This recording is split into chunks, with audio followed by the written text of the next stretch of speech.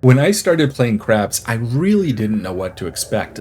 There's a lot going on, it can get confusing, and the game is certainly intimidating for newcomers. But the game flow is also a major reason of why the game is so much fun. So if you've ever wondered how the game works, you're in the right place. We're going to go through it and we're going to look at some data right now.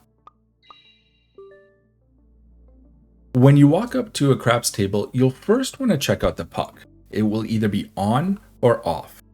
If the puck is off, that means the shooter is coming out and looking to establish a point, which is a 4, 5, or 6, 8, 9, or 10.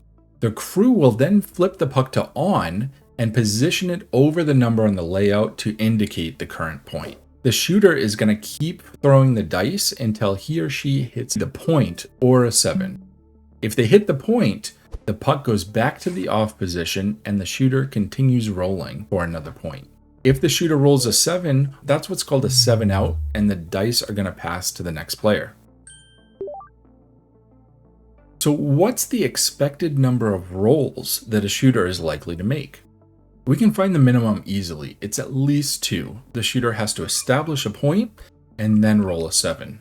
This sequence is called a point 7 out, and it's usually disappointing at the table. I simulated 10,000 shooters. About 11% of the time, they 7'd out after just 2 rolls, and just about the same proportions for 3 and 4 rolls. After the 4th roll, 1/3 of all shooters had already 7'd out.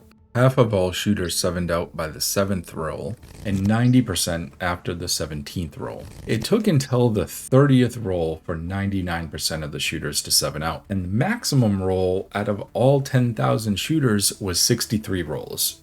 So I know if that happened in a casino, you can be sure that the players would be very excited. That's all we're going to look at right now. In the next video, we'll start talking about the various bets you can make, starting with the pass line.